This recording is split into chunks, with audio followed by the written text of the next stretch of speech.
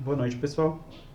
Eu recebi muitas mensagens de apoio sobre o que eu ando publicando, apesar das críticas, que no último post aí tudo teve um viés muito mais político do que eu gostaria.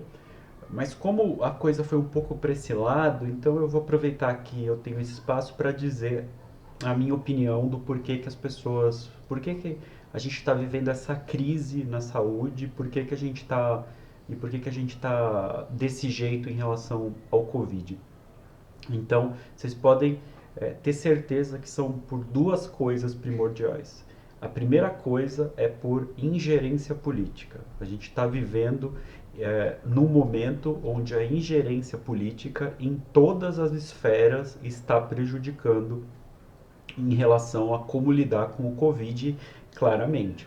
Então, isso vai na esfera federal, na esfera estadual, na esfera municipal, todas têm problemas em relação a como lidar com a Covid. Eu vou falar para vocês vou falar para vocês alguns exemplos. Na esfera federal, o maior erro de todos é não ter previsto a nossa necessidade de vacina.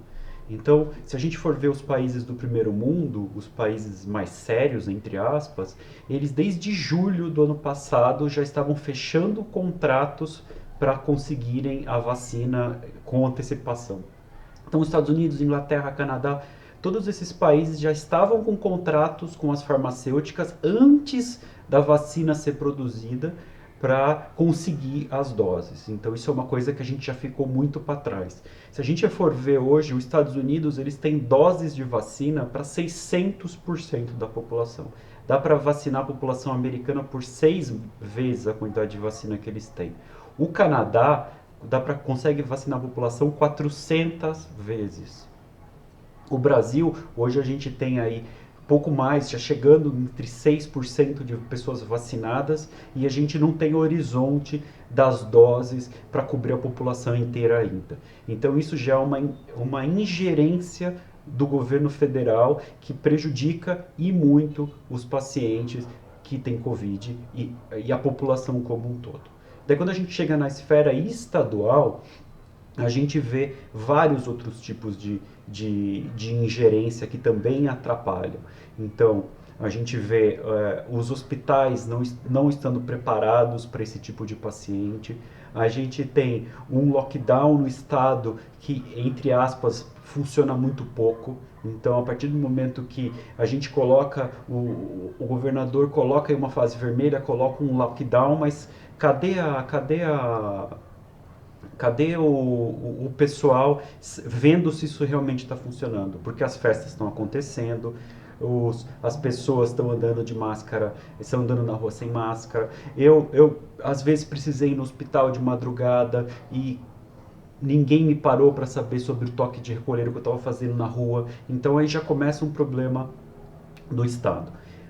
O problema e daí a gente tem o problema das prefeituras. As prefeituras, muitas prefeituras, eles investiram em kit Covid no lugar de comprar drogas que a gente realmente fosse precisar. Então, no lugar de comprar drogas para entubar o paciente, o próprio tubo de intubação, então o dinheiro foi para outro local. Então a gente ficou, agora a gente está vendo que tem cidades que não tem mais como entubar paciente por falta das drogas. A gente precisa de anestésico, a gente precisa de bloqueador para o paciente para poder ser entubado. Ninguém entuba ninguém acordado. A pessoa precisa estar dormindo para poder ser entubada. Então, é, a, a primeira parte do porquê que a gente está neste buraco é por ingerência política.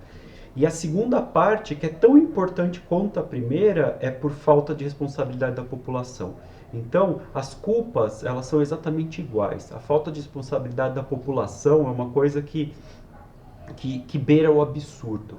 Então, a gente tem pessoas se juntando, a gente tem festa, a gente tem gente que não usa máscara, gente que usa máscara errado. Então, beira o absurdo isso. Como que a gente pode, como que a população necessita, não consegue lidar com essas coisas tão importantes e não sabe por que o vírus está cada vez mais pegando mais brasileiros? Por causa disso. entendeu? Porque as pessoas, elas não respeitam. As pessoas têm dificuldade para respeitar essas, essas leis de uma coletividade. Então a gente tem uma dificuldade do povo de enxergar a necessidade e do porquê que esse tipo de coisa precisa acontecer. Por que a gente tem que estar de máscara? Por que a gente tem que estar com álcool gel? Por que a gente precisa estar lavando as mãos? Mas daí vem aquele mesmo cara falar do ônibus lotado e não sei o quê. Se o ônibus está lotado, se proteja. Eu entro dentro da UTI Covid. Eu não peguei Covid. Faz um ano que eu estou dentro do Covidário. Eu não peguei Covid ainda. Se você for me olhar, eu estou sempre com a minha máscara N95, estou sempre de óculos, estou sempre protegido. E não é toda hora que eu troco de roupa e troco de avental. Às vezes não dá para fazer isso. Vão várias vezes durante o dia. Às vezes eu chego em casa. Então, não é assim. O que acontece é que as pessoas se descuidam, as pessoas não conseguem se proteger direito, entendeu? A máscara, ela tem que estar muito bem adaptada ao rosto. Se a máscara não estiver adaptada ao rosto, ela não está funcionando. Se o nariz está de fora, ela não está funcionando. Pessoal, a gente está um ano na pandemia, não era momento de estar falando desse tipo de coisa agora. Entendeu? A gente deveria estar conversando agora de outras coisas, não de como usar máscara ou como lavar a mão. A gente já faz um tempo, ou da necessidade disso, que é pior ainda, da necessidade de usar a máscara. A gente não deveria estar falando disso agora. Nenhum lugar do mundo sério está falando disso, entendeu? Eles estão com outros tipos de visão, outros tipos de plano, mas não estão precisando fazer com que a população, ensine a população que precisa realmente usar máscara. Então, então a gente já tem a mesma culpa. Então, uma culpa é do governo em todas as esferas, uma culpa é da população, uma parte da culpa é da população, entendeu? Então, não adianta a gente querer culpar só um ou culpar só outro. A culpa realmente é de todo mundo. E por causa disso que tem gente morrendo nas UTIs, a gente está vendo todo o tempo gente morrendo nas UTIs. É isso que a gente está vendo. Assim, e outra coisa que me chamou muita atenção é muita gente defendendo o kit Covid. Isso é uma coisa também que em nenhum lugar sério do mundo se discute mais. Ninguém mais discute se hidroxicloroquina funciona ou não. Ninguém mais discute isso, entendeu? O que as pessoas discutem é a estratégia de vacinação populacional. Todo mundo já entendeu que isso não funciona. O que funciona é usar máscara, manter distância social e vacina. É isso que vai funcionar, é isso que vai tirar a gente do buraco, é isso que vai livrar a gente do Covid. Entendeu? Qualquer outro tipo de discussão não leva a nada. Eu entendo que o médico que está lá, as pessoas falam, não, mas é que você trabalha em um hospital bom, mas eu também trabalho em um hospital de SUS, eu também trabalho em um hospital de periferia. Eu vejo o que está acontecendo nesses hospitais também. A gente tenta sempre dar um melhor atendimento, entendeu? Não tem pulmão artificial, não tem ECMO, não tem, mas a gente tenta de outra forma, entendeu? Mas a gente não vai tapar o sol com a peneira e falar que por causa do kit Covid vai todo mundo viver e a falta do kit Covid tá fazendo as pessoas morrerem. Não.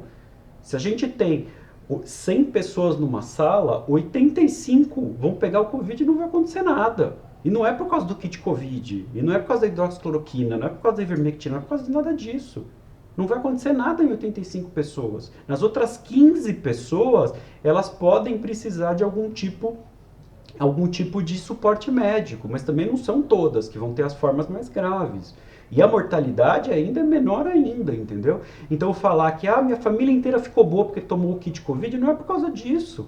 É porque tem outros fatores envolvidos, tem genética, tem o tipo da cepa do vírus que a pessoa contraiu, tem um monte de coisa, entendeu? Tem se é homem, se é mulher, tem o tipo sanguíneo, tem um monte de fatores envolvidos. E não é o kit Covid que fez todo mundo ficar bem, entendeu?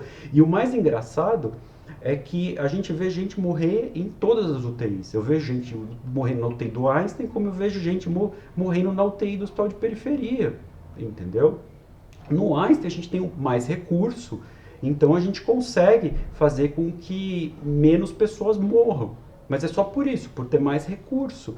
Mas tem gente que vai morrer também lá, porque a forma do vírus interage de tal forma com o sistema imunológico que não tem como salvar, entendeu? Então isso vai fazer com que uma certa parcela da população que pegou o vírus vá morrer, independente do tratamento que seja empregado. entendeu?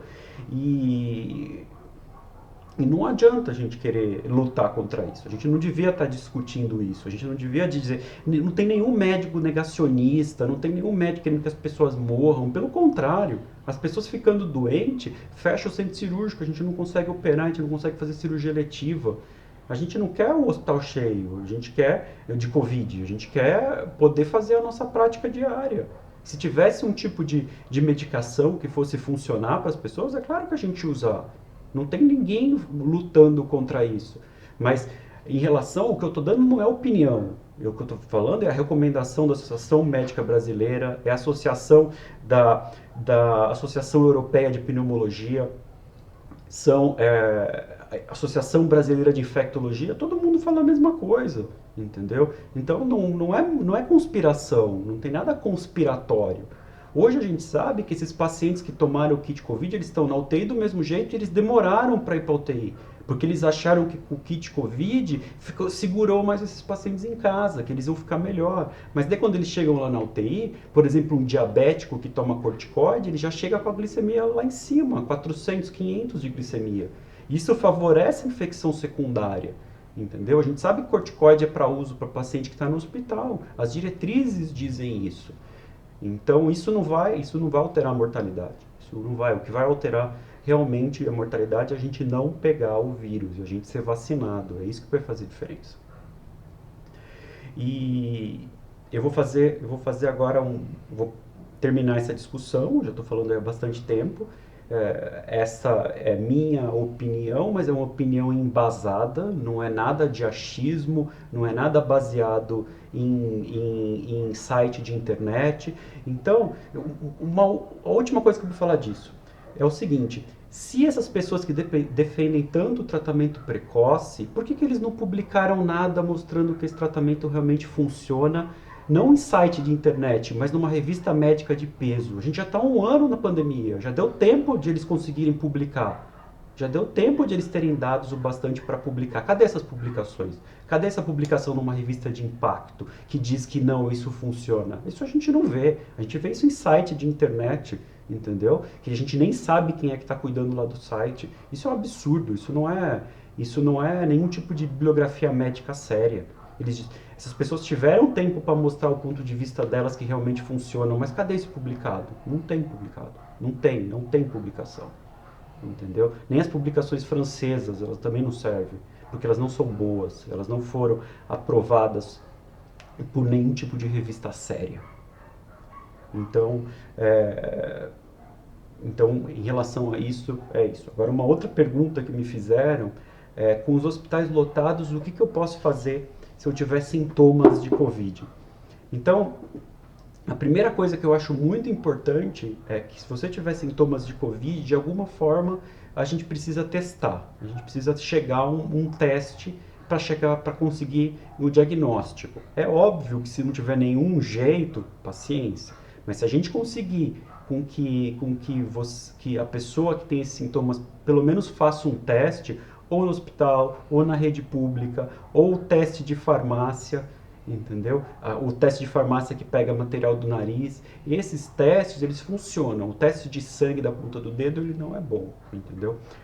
Sobre os testes de farmácia que pegam material, ou mesmo de saliva, se ele vier positivo, a chance de ele estar errado é muito pequena. Se ele vier negativo, pode ser que o paciente tenha a doença e não foi detectado. Então, primeiro de tudo, a gente precisa testar. E segunda coisa que a gente precisa fazer é entender se esse paciente, se essa pessoa que está com Covid, ela vai precisar ou não de suporte ventilatório. Então, se a gente conseguir que essa pessoa tenha acesso a algum tipo de medidor de saturação, daqueles medidores que a gente compra mesmo ou na internet ou em casa de material médico, aquele que coloca no dedo, porque aquilo lá pode trazer grande informação para quem tá cuidando ou para o próprio paciente. Então, se a gente considerar uma saturação normal e se a gente considerar 92 como já sendo uma saturação como um sinal de alerta, minha orientação para os meus pacientes é sempre a mesma. Se bateu 92 de saturação, precisa procurar o serviço de saúde, porque precisa fazer algum tipo de, pelo menos algum exame de imagem para tentar entender o comprometimento pulmonar, entendeu?